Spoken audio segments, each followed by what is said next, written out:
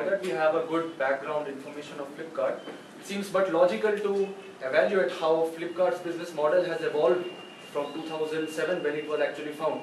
So perhaps Mr. Tarun could share his views on this.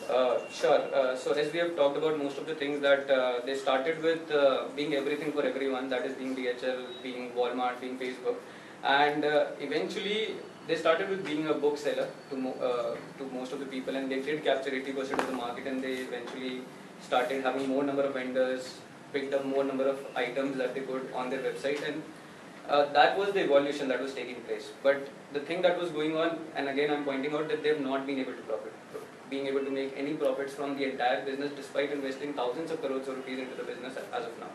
So the market shift that was required is making it a marketplace inventory rather than an individual inventory. But one thing that I again point out here is that the other players in the market, we talk about eBay, we talk about Snapdeal, they from day one have been operating on this model, that is the market-based model. So Flipkart, even if today they shift to a marketplace inventory model, they are not at an advantage with respect to the competitors, because the competitors have been playing in the same area for the last 5 years. They have better relationship with the vendors, and Flipkart has been making those relationships with the vendors for procuring and buying the products and not really directing them to sell the products to the customers. So this is a complete shift in the relationship that Flipkart is looking forward to. So this is again I think a skeptical move after 5 years down the line, when they could have actually started with, if they think it's a better business model. I think it's the need of the hour that they are looking forward to, and with Amazon entering in the country with the same market inventory based model, I think it's this shift is probably the best thing they could have done with the business. I think there is a need to put everything in perspective. So I'm actually going to take a slightly different position. We're talking about Flipkart capturing 80% of the market. Now, what is that 80% of the market? I mean, India has like how many people? Probably like 120 crores. So out of 120 crores, how many were online and how many actually bought a book from Flipkart? So if you're looking at that, my estimate is probably not more than 1 or 2 crore people would have. So let's really think about a perspective which is applicable to the mass market, because that is where growth will be coming from. So even if you capture 80% or 1%, it is still 0.8%. And from there on, I mean, let's talk about 99.2% of the market, which is still out there, untouched by any of these players. And that is personally where I feel they have failed big time. They have actually flipped because of a business reason. The strategy has flipped, which is fine. But if you were a first mover in the market, if you are a first mover, I would expect that in about 7 years, you would probably do a lot more than just covering 0.8% or 1% or whatever that number is approximately of the market, because that is still too minuscule. I don't think they've touched every student's lives. India is a huge country, we all know that, and they could have done better. So I see it also as a marketing failure from their perspective.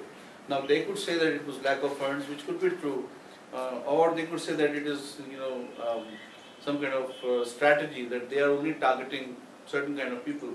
We can justify it, but the truth remains that 99% of the people are still not there in the market for especially for Flipkart. Now the other thing is, as they have grown, they've gotten into other categories, because that's what you do. You have to, if you have one visitor who's looking for a book, you also want to sell an oven to them. You also want to sell a pen to them. You also want to sell a camera to them, because that's how you make money. You want, from the same page view, you want more product sales.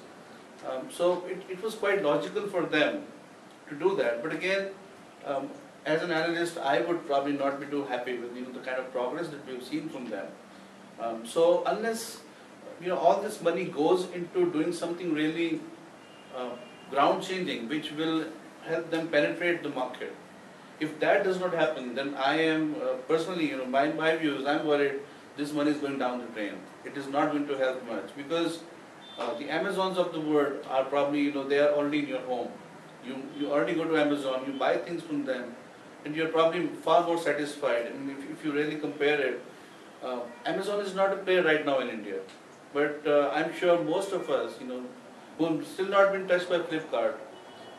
We are probably far more satisfied with Amazon, which is not even here right now. So you can imagine when the beast comes here, how the game is going to change for Flipkart.